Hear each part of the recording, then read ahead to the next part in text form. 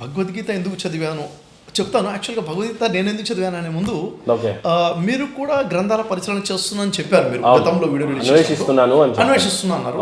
మరి అన్వేషణలో బేసిక్గా కొన్ని విషయాలు నేర్చుకుని ఉంటారు. గాయత్రి మంత్రం మీరు నేర్చుకున్నారా? గాయత్రి మంత్రం మీరు చదువుతారా సార్? ఇప్పుడు నా గాయత్రి మంత్రంతో మీకు వచ్చినటువంటి ఇబ్బంది ఏంటి? లేదు, గతంలో కూడాను గాయత్రి మంత్రం చదవమని మిమ్మల్ని అడిగినప్పుడు ఇలాగే దాటేశారు. అంటే మీకు వచ్చారా? అంటే ఏ గాయత్రి మంత్రం మీరు అంటుంది? గాయత్రి మంత్రం ఇప్పుడు ఏదైతే ఓం భూ భో స్వాహ అని చెప్పి చదువుతారో అది మీకు వచ్చా? వచ్చు.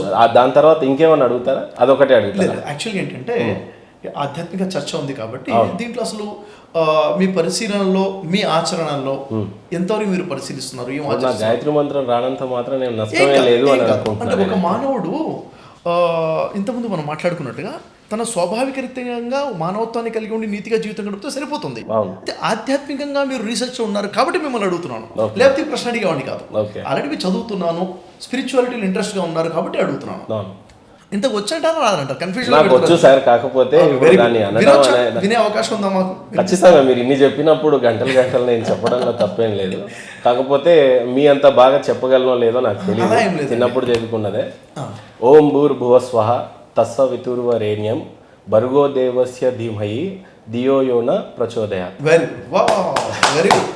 ఇక రాగంలో చెప్పాలి అని అంటే ఓం భూర్భువ స్వః తస్సవితుర్వరేణ్యం భర్గో దేవస్య ధీమహి ధియో యో న ప్రచోదయాత్. వెరీ గుడ్ అండి. చాలా అసలు మేము చదువుతుంటే నిజంగా చాలా మళ్ళీ వినాలి అనిపిస్తుంది. చాలా చక్కగా చదివారు. ఏదైతే ఇప్పుడు గాయత్రి మీరు చదివారు కదా, అంటే జనరల్గా ఏంటంటే చాలా మంది ముస్లిమ్స్ కూడా ఖురాన్ చదువుతూ ఉంటారు. చదివేటప్పుడు అరబీ చదివేస్తారు, దాని మీనింగ్ తెలియదు. దీని మీనింగ్ కూడా చెప్తారా సార్? గాయత్రి మంత్రం మీనింగ్ ఏంటి? ఓకే, ఇంత పెద్ద పరీక్ష పెడతారని అనుకోలేదు. బట్ ఏదేమైనా తల్లిని మించిన దైవం లేదు అని అంటారు. అట్లాగే ఈ మంత్రానికి, గాయత్రి మంత్రానికి మించినటువంటి మంత్రం లేదు అంటారు. అంటే ఈ సృష్టి మొత్తంలో ఎవరినైనా మనం అత్యధికంగా గౌరవిస్తాము అని అంటే తల్లి. ఎందుకంటే ఈ సృష్టిని అమ్మ ద్వారానే తెలుసుకున్నాం కాబట్టి. సో తల్లిని మించిన దైవం లేదు అని అంటారు. కొంతమంది దైవం ఉన్నా కూడా బట్ తల్లిని మించిన దైవం లేదు అని అంటాము. అలాగే గాయత్రి మంత్రాన్ని మించినటువంటి ఇంతకంటే మంచి మంత్రం ఉన్నా కూడా బట్ ఇంతకంటే పెద్ద మంత్రం లేదు అని అంటారు. ఐ థింక్ మీరు అడిగారు కాబట్టి చాలా మంది ఈ మంత్రం జపిస్తే బాగుంటుందని నా ఆలోచన, అంతే. రైట్. సో మీకు ఎందుకు భగవద్గీత చదవాలనిపించింది? యాక్చువల్లీ ఒక విషయం చెప్తాను సార్. ఎందుకంటే గాయత్రి మంత్రము నేను కూడా చదువుతాను. యాక్చువల్లీ మీరు చదివేటప్పుడు మీతో పాటు నేను కూడా రిపీట్ చేశాను. ఓకే, ఇద్దరం కలిసి దాని తప్పేం లేదు. తప్పకుండా. Right, 1 2 3 start. ఓం భూర్భువః స్వః తత్సవితుర్వరేణ్యం భర్గో దేవస్య ధీమహి ధియో యో న ప్రచోదయాత్. అయితే ఇది ఇప్పుడు మాట్లాడేటప్పుడు ఈ మంత్రం యొక్క ప్రస్తావన వస్తుంది. ఇది చదివితే నాకు ఖురాన్లో నుంచి ఒక సూరా గుర్తొస్తుంది మహేంద్ర గారు. ఓకే, ఖురాన్లో మొట్టమొదటి సూరా ఉంటుంది. మొట్టమొదటి సూరాని సూర్య ఫాతిహా అంటారు. అదేంటంటే బిస్మిల్లాహిర్ రహమానిర్ రహీం అల్హమ్దులిల్లాహి రబ్బిల్ ఆలమీన్ అర్రహమానిర్ రహీం మాలికి యౌమిద్దీన్ ఇయ్యాక నఅబుదు వ ఇయ్యాక నస్తఈన్ ఇహ్దినస్ సిరాతల్ ముస్తఖీం సిరాతల్ లజీన అన్అమ్త అలైహిం గైరిల్ మగ్దూబి అలైహిం వలద్దళ్ళీన్ ఆమీన్. ఈ రెండు పక్కన పెడితే అరే ఒకటే విషయం అరబీలో ఉంది, అదే విషయం సంస్కృతంలో ఉంది కదా అనిపిస్తుంది. ఓకే, అంటే సేమ్ మీనింగ్. అంటే అక్కడ నుంచి ఇక్కడ కాపీ కొట్టారా, ఇక్కడ నుంచి అక్కడ కాపీ కొట్టుంటారా? అంటే ఇప్పుడు కాపీ కొట్టారా అంటే ఇన్ఫర్మేషన్ ఏముంది దాని?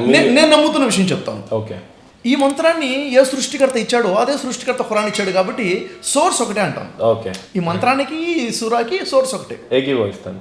సోర్స్ ఒకటే. ఇక్కడ ఓం అన్నారు కదా, ఓం అంటే దేవుని యొక్క పేర్లలో సహస్రనామాలు ఉన్నాయి అనుకున్నాము, అనేక. దానిలో ఓం కూడా ఒక పేరే.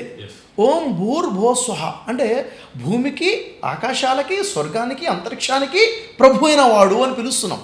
ఓం భూర్భువః స్వః తత్సవితుర్వరేణ్యం. ఆయన ఎంత గొప్ప తేజస్సు, శక్తి సంపూర్ణుడు అంటే గొప్ప శక్తి అని. ఆ తర్వాత ఆయన ప్రార్థిస్తున్నాం, మా పాపను క్షమించు అని చెప్పేసి.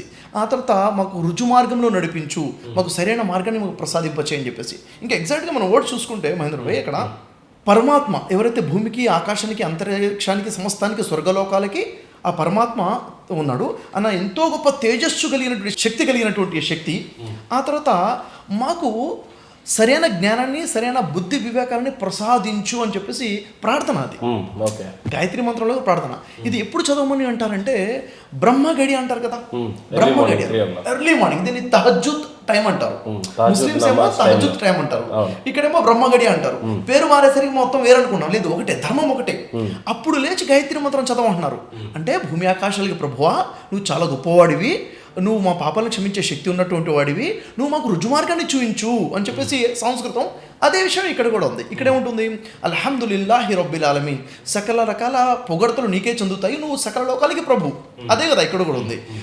ఇయ్యాక నఅబుదు వ ఇయ్యాక నస్తঈన్, మేము నిన్నే ఆరాధిస్తాము, సహాయం కొరకు నిన్నే అర్థిస్తాము, నిన్నే ఆరాధిస్తున్నాము, మాకు సరైన మార్గాన్ని చూయించు. రుజు మార్గం అంటే ఇటు రైట్ ఎక్స్ట్రీమ్ కాకుండా లెఫ్ట్ ఎక్స్ట్రీమ్ కాకుండా మధ్యస్థ మార్గం ఏదైతే ఉందో రుజు మార్గంలో నడిపించు అని చెప్పి రెండు కరెక్ట్ గా బోధించింది అని చెప్పేసి చాలా చక్కగా ఇవి రెండు ఒకటే అని చాలా ఒళ్ళు పులకరించే విధంగా మీరు చెప్తా ఉన్నారు సార్. హ్యాపీగా ఉంది. కాకపోతే ఇక్కడ ఇస్లాం చూసే వాళ్ళకి, ఇప్పుడు నేనైతే స్వతహాగా అడిగి ఏదో మెప్పు పొందాలో లేదా ఎవరికో ఏదో గొడవ పెట్టాలనే ఉద్దేశం మీద అయితే మనం కూర్చోలేదు. వాస్తవంగా ఇన్ని పుస్తకాలు, ఇంత అధ్యయనం, ఇంత మేధస్సు మీరంతా ఖర్చు పెట్టింది, మీ టైం అంతా మానవులంతా బాగా కలిసి ఉండాలనే కదా.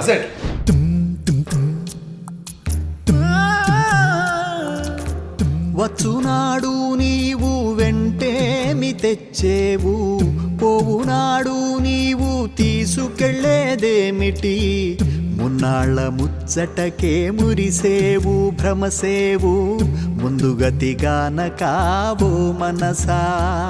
ఆలుబిడ్డలనుచు అన్నదమ్ములనుచు, ఆలుబిడ్డలనుచు అన్నదమ్ములనుచు, ఆరాట పడబోకు మనసా, ఆరాట పడబోకు మనసా.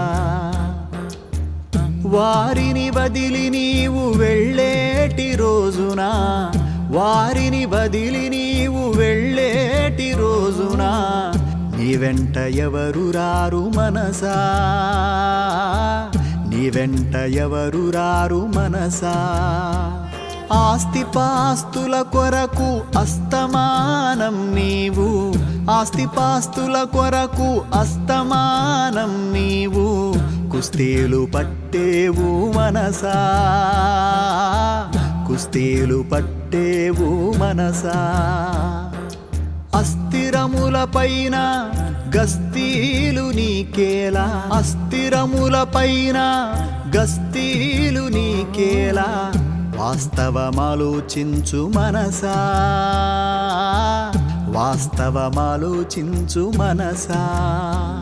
ఊపిరున్నన్నాళ్ళు ఊరిలోని వారు, ఊపిరున్నన్నాళ్ళు ఊరిలోని వారు, మావాడు అంటారు మనసా, మావాడు అంటారు మనసా.